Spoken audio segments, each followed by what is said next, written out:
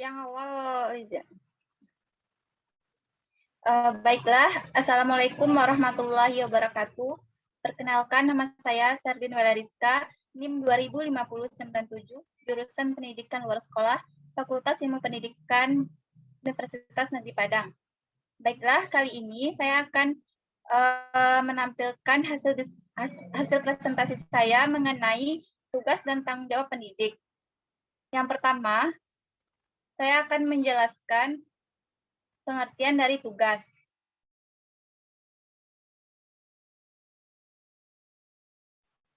Slide Lizia, slide kedua Lizia.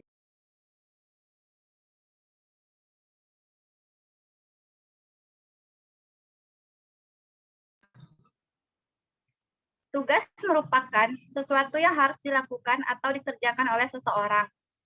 Tugas juga merupakan pekerjaan seseorang dalam organisasi atas pemberian dalam jabatan. Selanjutnya,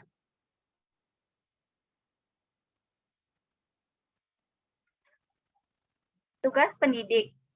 Yang pertama yaitu mengajar peserta didik. Tugas pertama pendidik adalah mengajar seluruh peserta didik terkait ilmu pengetahuan yang diketahuinya secara mendalam, berkaitan dengan tugas pengajaran. Seorang pendidik diharapkan bisa menyampaikan materi yang tertulis di buku atau media lainnya kepada peserta didik, agar di kemudian hari peserta didik yang bersangkutan bisa menerapkan ilmu yang didapatkannya di kehidupan sehari-harinya. Yang kedua yaitu mendidik peserta didik. Tugas berikutnya bagi pendidik adalah mendidik peserta didiknya. Seorang pendidik wajib memberikan teladan kepada sang murid untuk mengubah tingkah laku dan karakter agar menjadi lebih baik. Slide selanjutnya. Yang ketiga yaitu memberikan bimbingan dan pengarahan kepada peserta didik. Tugas pendidik lainnya yaitu memberikan bimbingan dan arahan kepada peserta didiknya tersebut. Yang keempat yaitu memberikan penilaian. Pendidik memiliki kewajiban memberikan penilaian kepada peserta didik. Yang kelima yaitu memberikan dorongan moral dan mental. Pendidik memiliki tugas dan kewajiban untuk memberikan dorongan moral maupun mental kepada anak didiknya, agar sang anak didik mampu menghadapi segala jenis permasalahan yang terjadi. Selanjutnya, baiklah, materi yang kedua, saya akan menjelaskan mengenai pengertian tanggung jawab. Menurut KBBI, tanggung jawab yaitu suatu kondisi di mana setiap individu memiliki suatu kewajiban untuk menanggung segala sesuatunya sendirian. Tanggung jawab juga merupakan suatu kondisi di mana seseorang harus menanggung sesuatunya secara sendiri maupun dirinya disalahkan sebagai penerima beban yang disebabkan oleh pihak lain. Menurut para ahli, tanggung jawab yaitu setiap orang sanggup mempraktekkan semua pengetahuan dan tenaganya dalam sebuah tindakan yang efektif dan berguna, jika seseorang wajib menanggung segala akibat yang dilakukannya. Selanjutnya,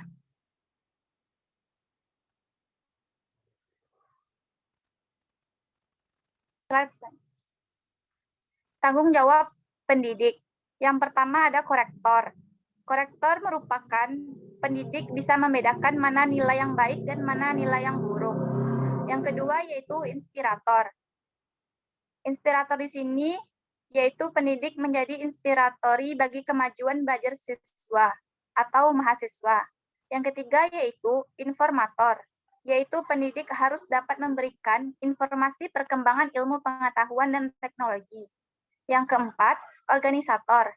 Organisator ini merupakan pendidik harus mampu mengelola kegiatan akademik atau belajar. Yang kelima yaitu sebagai motivator. Pendidik harus mampu mendorong peserta didik agar bergairah dan aktif belajar. Yang keenam yaitu inisiator. Pendidik menjadi pencetus ide-ide kemajuan dalam pendidikan dan pengajaran. Yang ketujuh, fasilitator, yang merupakan pendidik dapat memberikan fasilitas yang memungkinkan kegiatan belajar. Dan yang terakhir yaitu pembimbing, yaitu pendidik harus mampu membimbing anak didik manusia dewasa seusia yang cakap. Yang kesembilan yaitu demonstrator, yaitu jika diperlukan pendidik bisa mendemonstrasikan bahan pelajaran yang sudah dipahami. Yang 10, pengelola kelas, yaitu pendidik harus mampu mengelola kelas untuk menunjang interaksi edukatif.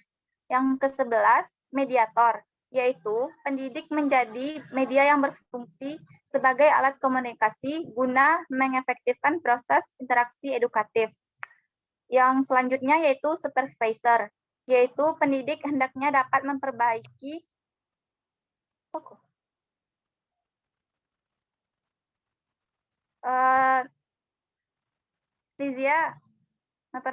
dan menilai secara kritis terhadap proses pengajaran. Dan yang terakhir yaitu evaluator, yaitu pendidik dituntut menjadi evaluator yang baik dan jujur. Sekian penjelasan dari saya. Sekian, terima kasih. Baiklah, selanjutnya saya akan membuka sesi tanya-jawab. Kepada teman-teman yang ingin bertanya, dipersilahkan.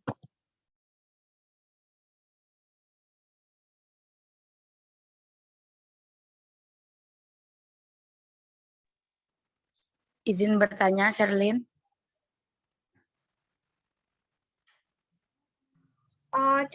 Mohon diulangi lagi.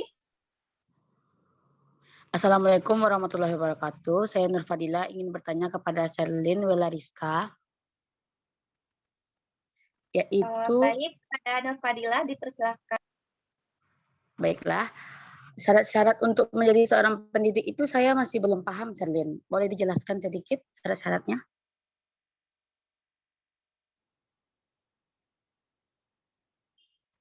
Baiklah, kepada Nur Fadilani, saya akan menjelaskan apa saja syarat-syarat untuk menjadi seorang pendidik. Nah, syarat-syarat untuk jadi seorang pendidik tersebut, di sini saya akan menjelaskan tiga syarat. Yang pertama yaitu takwa kepada Allah Subhanahu wa Ta'ala.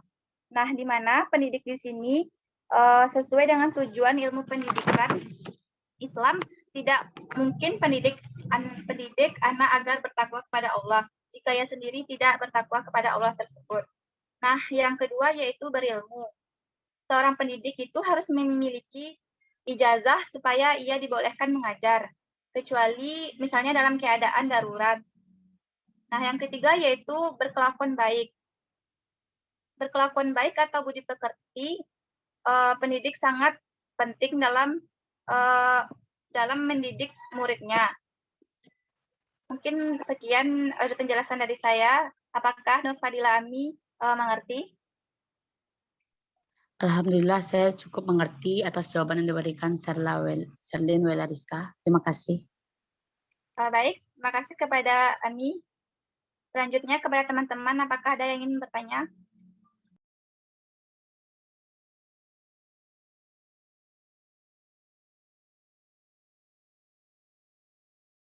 Izin bertanya, moderator.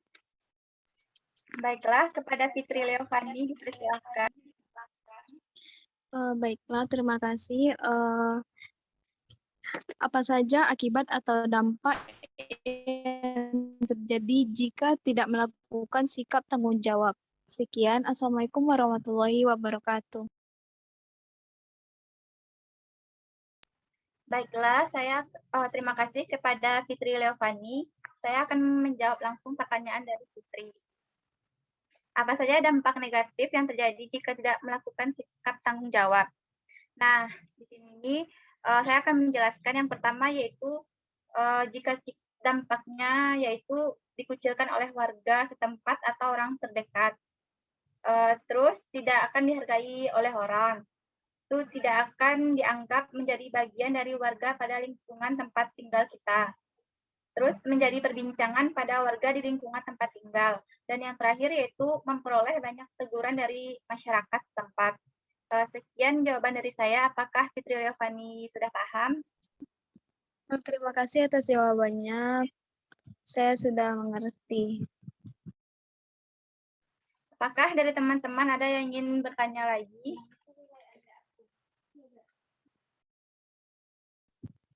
Izin bertanya, moderator.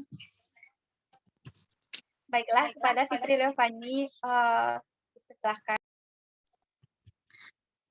Apa saja manfaat yang dapat diperoleh dari sikap tanggung jawab tersebut? Sekian, Assalamualaikum warahmatullahi wabarakatuh. Baiklah, terima kasih kepada Fitri Leovani. Saya sendiri akan menjawab langsung pertanyaan dari Fitri, yaitu apa saja manfaat yang dapat diperoleh dari sikap tanggung jawab. Nah, di sini yang pertama, kita tuh lebih dihargai oleh orang lain. Terus mempunyai ketelitian tinggi atau berhati-hati dalam melakukan sesuatu. Terus akan lebih dipercaya orang lain, mendorong kesuksesan, serta disukai banyak orang atau menjadi panutan bagi orang. Apakah Fitri Leovani sudah mengerti dan puas? Sudah, moderator. Terima kasih atas jawabannya. Terima kasih kepada Fitri Leovani. Apakah kepada teman-teman ada yang ingin bertanya lagi? Izin bertanya, moderator.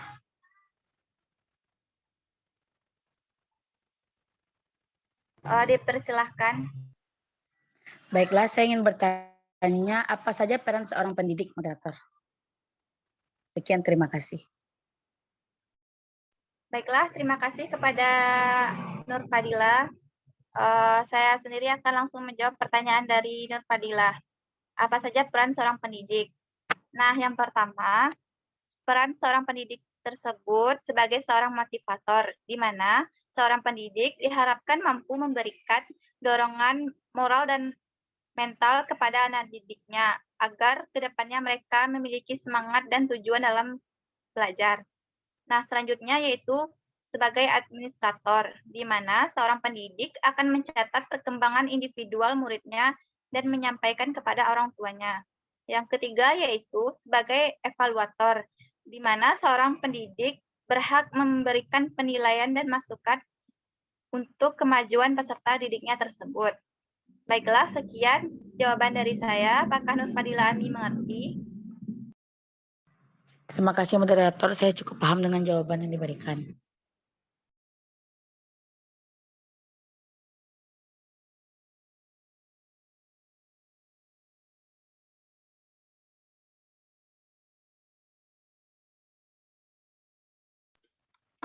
Apakah teman-teman ada yang ingin bertanya lagi? Izin bertanya, moderator. Baiklah, kepada Fitri Leovani dipersilahkan.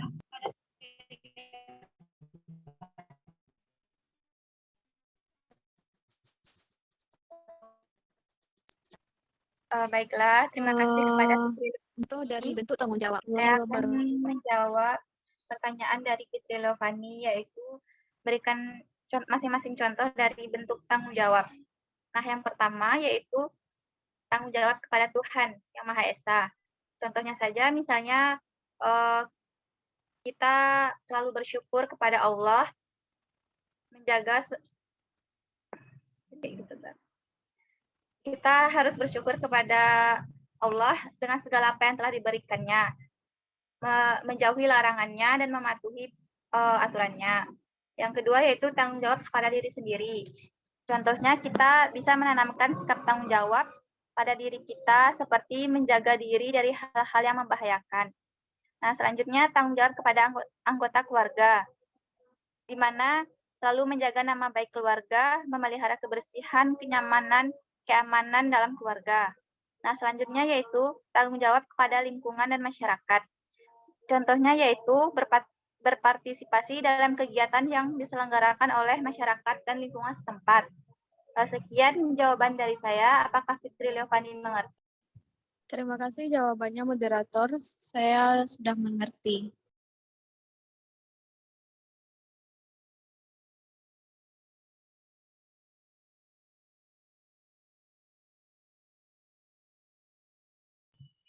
Baiklah, sekian hasil presentasi saya. Mohon maaf jika ada kata-kata yang salah, mohon dimaafkan. Assalamualaikum warahmatullahi wabarakatuh. Waalaikumsalam warahmatullahi Waalaikumsalam. Waalaikumsalam warahmatullahi wabarakatuh.